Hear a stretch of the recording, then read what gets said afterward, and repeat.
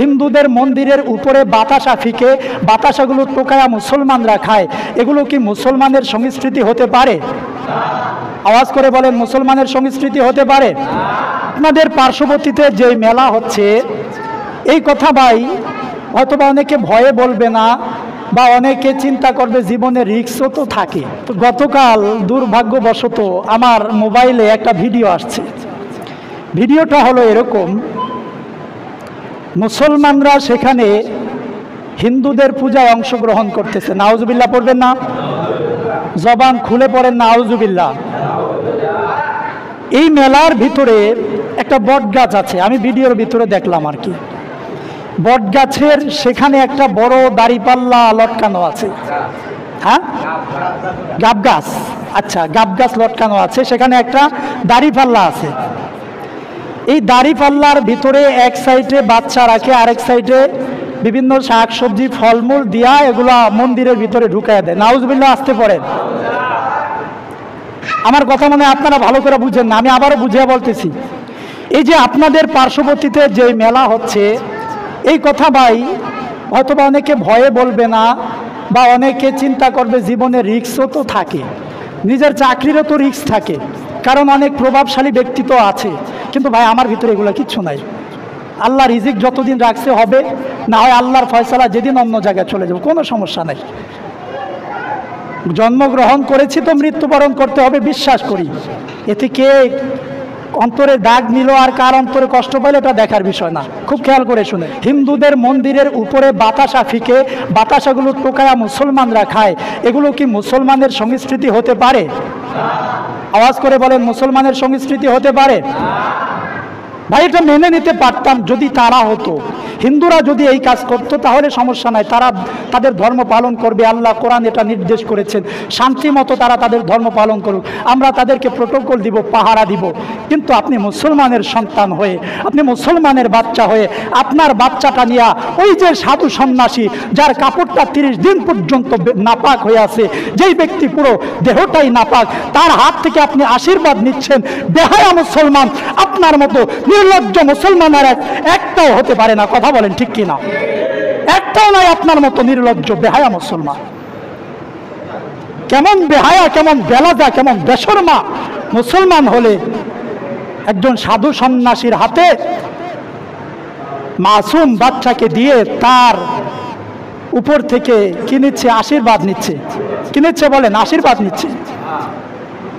আচ্ছা বলেন, এটা মুসলমানের আদর্শ হতে পারে? আওয়াজ করে বলেন, এটা মুসলমানের আদর্শ হতে পারে?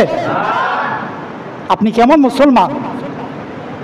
হ্যাঁ, এই কাজ যারা বুঝে শুনে করছেন, যদি এই কাজ কেউ করেন, ভালো করে মনে রাখেন, আমি ইমরান নোমানের পক্ষ থেকে ফতুয়া, হিন্দুদের পূজায় গিয়ে আপনার বাচ্চা হিন্দুদের হাতে তুলে দিয়ে তাদের মন্দিরে যদি আপনি এরকম ফলমূল দিয়ে সহযোগিতা করেন, আল্লাহর কসম একবার, আল্লাহর কসম দুইবার, আল্লাহর কসম তিনবার, আপনার ঈমান থাকবে না, আপনার ঈমান থাকবে না, আপনার ঈমান থাকবে না, বরং আপনার স্বামীর সাথে আপনার অটো তালাক হয়ে যাবে। না আউযুবিল্লাহ পড়েন।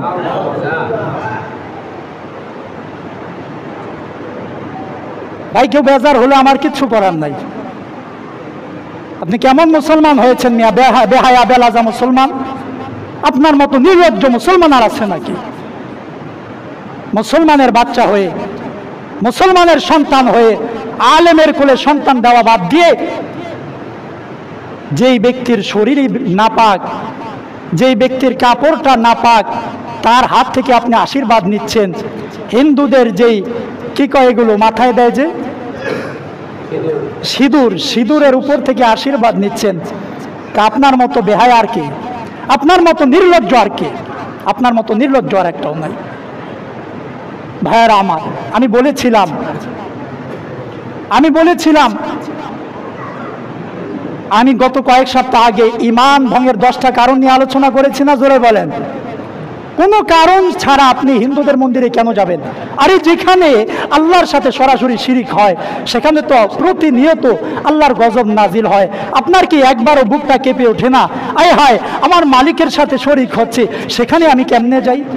আপনি কেমন মুসলমান মিয়া? আপনি কেমন মুসলমান বলেন? আপনি কেমন মুসলমান? আমার তো মনে হয় তাদের ঈমান থাকে না।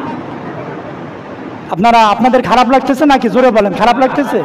ভাই বেজার হলে কিচ্ছু করার নেই, আমি তো বললাম। এগুলো কেমন মুসলমানের আদর্শ? মুসলমানদের মেলায় মুসলমানদেরকে খুঁজে পাওয়া যায় না, ঈদের নামাজে মুসলমানদেরকে খুঁজে পাওয়া যায় না, আর মেলার মধ্যে গিয়া মুসলমানরা হাজার হাজার টাকা খরচ করতেছে। এগুলো হিন্দুদেরকে এরকমভাবে সহযোগিতা করা ছাড়া কিছু না। ভাইয়েরা আমার, এজন্য সাবধান। হিন্দুদের মন্দিরে ইচ্ছাকৃতভাবে কেউ যদি 1 পয়সা দান করে, ওই ব্যক্তি শিরিক করার সমপরিমাণ গুনাহ হয়। নাউজুবিল্লাহ পড়েন, আরো জোরে পড়েন নাউজুবিল্লাহ। এজন্য আমরা এই সমস্ত মন্দিরে যাব না ইনশাআল্লাহ। আমাদের মহল্লার সমস্ত মা বোনদেরকে আমরা জানিয়ে দিব ইনশাআল্লাহ পড়েন।